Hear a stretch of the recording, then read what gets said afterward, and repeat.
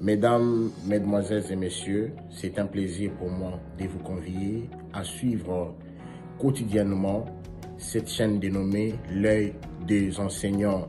C'est une chaîne qui valorise l'enseignement dans notre pays, la République démocratique du Congo. Quand on parle de l'enseignement, on voit directement l'enseignant ainsi que l'apprenant qui est l'élève et l'étudiant. Alors n'hésitez pas à vous abonner parce que c'est un cadre qui nous permettra à s'exprimer librement tout en dénonçant ce qui se passe dans notre pays sur le plan éducatif.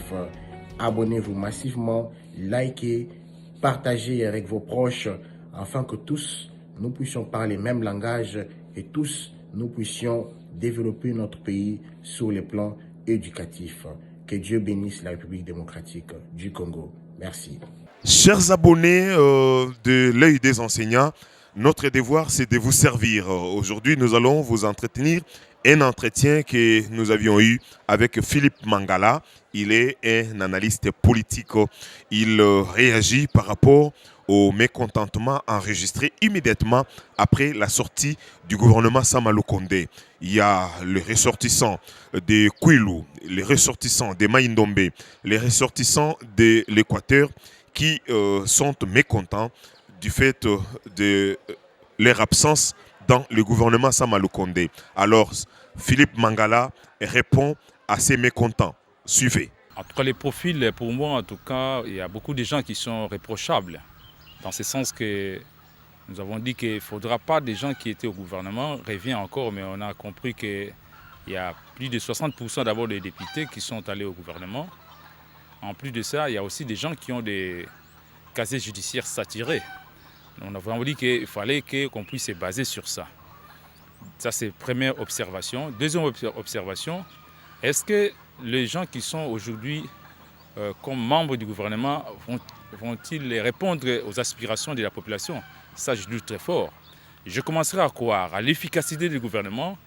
Primo, s'il y a par exemple modification de la loi portant statut des anciens présidents, des présidents des assemblées nationales, sénateurs, les chefs d'état-major, ainsi qu'autres fonctions de l'État jusqu'au niveau de l'ANER.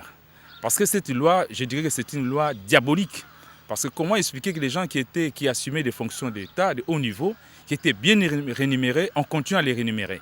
Je trouve que cette loi, il faut que ça soit modifié, soit remplacé par une loi portant fixation des salaires du président de la République jusqu'au dernier fonctionnaire.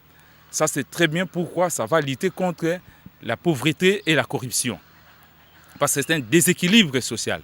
Si on regarde les budgets nationaux, 65%, ça répond au salaire des fonctionnaires au sein des institutions de la République. C'est vraiment inconcevable. Si cette loi sera modifiée, ce serait vraiment une très bonne chose pour la République démocratique du Congo.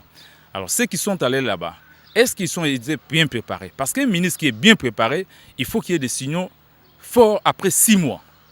Alors, s'il n'y aura pas de signaux forts après 6 mois, alors il ne faut pas espérer. Donc, ils sont allés là-bas pour gonfler leurs poches et préparer l'électorat de 2023. Pour moi, en tout cas, si le gouvernement ici répond aux aspirations des peuples, nous connaissons des vrais problèmes que les peuples souffrent.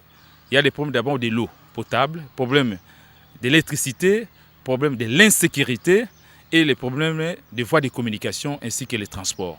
Si ces problèmes-là sont résolus, là on peut espérer à ce gouvernement. Mais aussi longtemps qu'ils ne veulent pas prendre ça comme une préoccupation majeure, ce serait difficile. Les problèmes géopolitiques ne s'opposent pas. Dans un gouvernement national, on peut tenir compte de ça ou pas. Parce qu'un ministre, c'est un ministre national. Il peut être d'une province, même 2 ou 3, 4 des mêmes provinces, où il n'y a pas, par exemple, on oublie par exemple une province, ce n'est pas un problème. Parce qu'un ministre national, il vient pour répondre à tous les besoins nationaux. Ce n'est pas un problème de géopolitique. C'est comme dans une équipe de football. S'il faut tenir compte des géopolitiques, mais on n'aura pas une bonne équipe. Donc il faut qu'il y ait des compétences. Nous avons dit au Premier ministre, lorsqu'il nous a récit, nous l'avons dit ceci, évitez des jouisseurs au sein de votre gouvernement ou de votre équipe gouvernementale. Cherchez des bâtisseurs. Parce qu'un jouisseur, c'est un détourneur. Les gens qui viennent pour détourner, il faut des bâtisseurs. Des gens qui viennent avec un programme précis, avec une vision, et puis identifier tous les problèmes et des solutions. Si vous n'avez pas ces gens-là, je vous dis que ce sera difficile. Même si on prenait tout l'argent des États-Unis, on met dans des banques centrales, je vous dis qu'il n'y aura pas de solution tant qu'il y a des justiciers au sein des gouvernements et des gens qui ont des casiers judiciaires saturés. Il faut éviter ces gens-là. Mesdames, Mesdemoiselles et Messieurs, c'est un plaisir pour moi de vous convier à suivre quotidiennement cette chaîne dénommée L'œil des enseignants. C'est une chaîne qui valorise l'enseignement dans notre pays, la République démocratique du Congo. Quand on parle de l'enseignement, on voit directement l'enseignant ainsi que l'apprenant qui est l'élève et l'étudiant.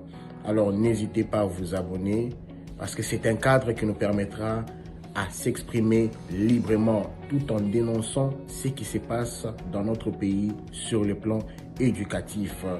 Abonnez-vous massivement, likez, partagez avec vos proches afin que tous nous puissions parler le même langage et tous nous puissions développer notre pays sur le plan éducatif. Que Dieu bénisse la République démocratique du Congo. Merci.